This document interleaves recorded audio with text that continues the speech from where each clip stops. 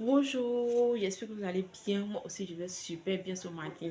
Du coup, rien de grave, tout et tout. Aujourd'hui, je vous parlerai des opportunités à saisir et le bon choix des filles. Je vous parlerai du bon choix des filières après le bac et les opportunités à saisir après le bac, tout et tout. Du coup, je vous raconte ma petite histoire. Lorsque j'étais en classe de terminale, je ne savais pas quoi choisir d'abord, je ne savais pas tout et tout. Donc, après plusieurs réflexions, j'ai opté pour le droit et la communication à l'université. Forcément, c'est l'une des matières qu'on prend. On ne peut pas t'orienter dans les deux matières directement. Tu ne peux pas faire deux matières à l'université. Non, tu choisis une. Peut-être que après tout et tout, aménagement de ton temps, tu peux décider d'aller t'inscrire dans une autre filière en faisant en même temps les deux. Mais l'État ne peut pas t'orienter dans deux filières. Donc forcément, c'est une filière qu'ils allaient choisir. Il y avait opté pour le droit et la communication à l'université.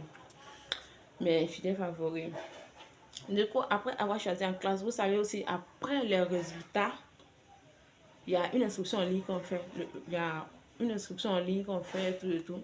Et j'ai décidé, j'étais toujours resté sur mon choix. Je voulais forcément faire, je voulais forcément faire le droit ou la communication.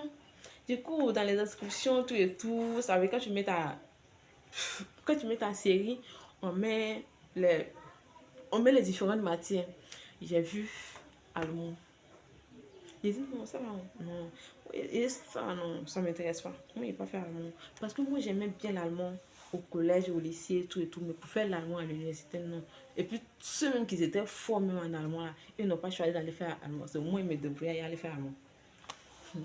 Donc, j'ai laissé. Quand j'ai choisi, bim, orientation est sortie. Orientation est sortie, j'ai vu allemand. J'ai dit quoi?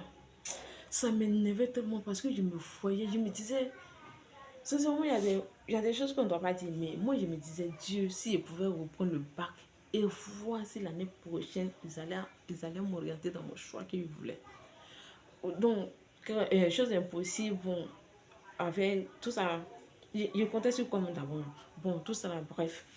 Donc, les cours avaient déjà commencé à l'université. Moi, je suis allée m'inscrire dans une autre université dans laquelle on passait un concours d'entrée. Ça me plaisait très, très bien. L'université, c'était vraiment l'université de mes rêves. J'étais très contente, très heureuse de voir que j'irai enfin dans cette université. Malheureusement, bim, échoué. Ouais, j'ai pas. Ils sont méchants, hein. Ils sont méchants. Hum.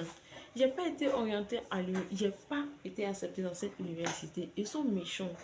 Ils sont méchants. Pourquoi? Pourquoi? Non. S'il y a une pire année, si je dois classer mes années en fonction de tout cas, je pense que la première année de mon bac, c'était le calvaire.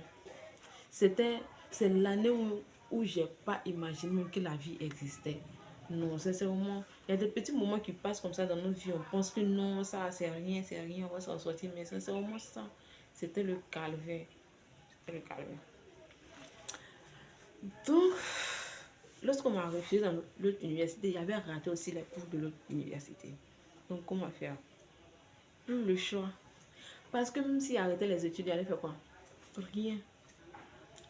Quand j'étais obligée d'aller m'inscrire, d'aller maintenant continuer les cours où on m'avait orienté. Sans oublier que non seulement j'avais raté la réunion de rentrée dans laquelle on donne souvent les conseils pour les nouveaux bacheliers, comment faire pour évoluer, comment faire pour, pour ne pas reprendre, comment faire pour bien se concentrer, hum, comment avancer, comment avoir de bonnes notes, comment être parmi les meilleurs, et puis les opportunités à avoir aussi. Les opportunités aussi, dès qu'on était premier, tout ça.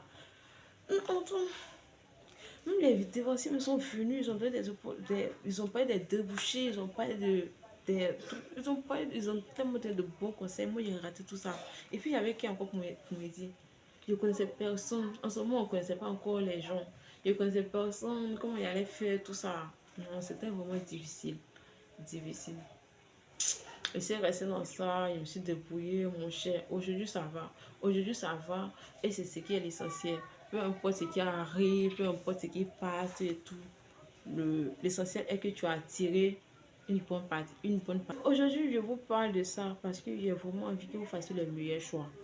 La meilleure des choses, c'est de vraiment approcher les gens, de leur expliquer, de, de leur demander de prendre des renseignements avant de faire le choix. De aussi tenir compte des notes. Et souvent, les notes même, je vois que les notes ne sont pas trop importantes.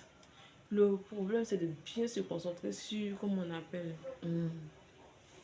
sur les capacités intérieures. Ouais, sur les capacités intérieures. Parce que je vois que c'est juste ça, c'est ça seulement qui va t'aider à l'université. Tu vas faire un choix, tu vas faire ton choix en fonction de tes notes, ou tu vas faire ton choix en fonction de ce que tu aimes. Tout ça, là-bas, ça compte pas. C'est comment toi tu vas faire pour valider. C'est ça qui compte. Du coup, il faut bien se concentrer, tout et tout, prendre bien les renseignements, tout et tout, et puis ne pas faire comme ne pas rater les opportunités comme moi. Parce que dans ça, il y a d'autres qui ont réussi à s'en sortir parce que j'étais pas la seule.